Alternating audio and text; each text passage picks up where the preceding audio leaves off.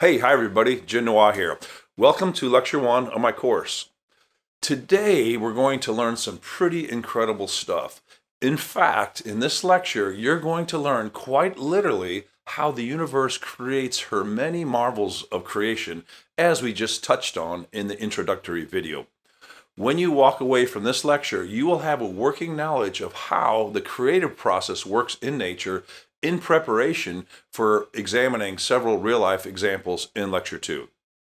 All of this in preparation for learning how the creative process works in your life and how to apply it to acquire what you desire as we study in more detail in Lectures 3 through 12.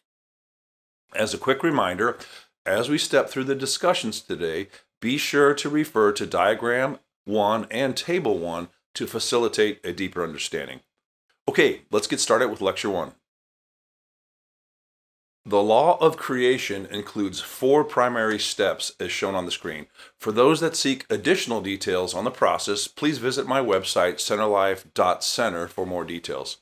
Okay, step 1, a center forms. Step 2, a halo-shaped field forms about the center. Step 3, the field interacts with and acquires things and resources in its surrounding. Ultimately, in step 4, a creation is formed. Now, let's examine each of the steps in more detail. As I just noted, step 1 features the formation of a seed-like center. This includes things like a traditional seedling that grows into a tree, the freezing of a single molecule which grows into an intricate snowflake, a lava flow that pokes its way up through the Earth's surface to form a mighty volcano, and the initial spark of interest that brought 2 lovers together as one. Step 2 then sees a field radiating from the originating center.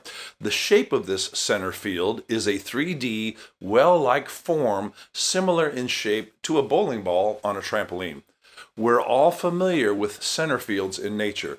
They're the force fields associated with gravitational, electrical, and magnetic forces. They also apply to human activities such as with the fields of sight, sound, smell, information, action, love, and yes, desire. Okay, next in step 3, the center field interacts with like things in its surroundings, causing them to align toward, coalesce about, affix to, and move toward the originating center. Now, when I say like things, I mean those things similar in character and content to the originating center.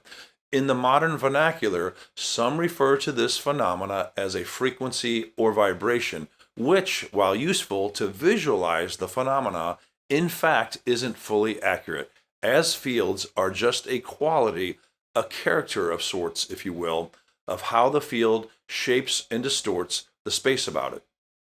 But no matter the type of field, the outcome is always the same.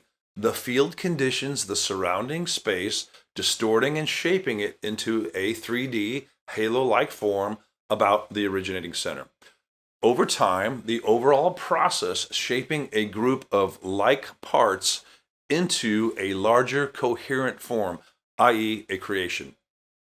It's no surprise the primary forms populating the universe are the center-oriented shapes of halos, spheres, spirals, radials, and branching systems. Their center-skewed forms are a direct reflection of the center-oriented creative force that produced them. One item of note we will come back to again and again throughout these lectures, and especially in Lecture 5, is the astounding phenomena whereby the makeup and content of the originating center is carried forward into the larger creation. Of course, what this means is that we, as humans, have the unique ability to affect the character of the beginning points of our life, such as the choices we make, which means we also have the ability to better design and control our destinies. This condition will ultimately play a significant role in our worksheets later when we consider the things we aspire to achieve and acquire.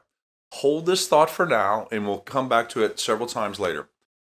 Finishing up here, I have a quick homework exercise for each of you. Your task is to simply go to my website to further study nature's law of creation.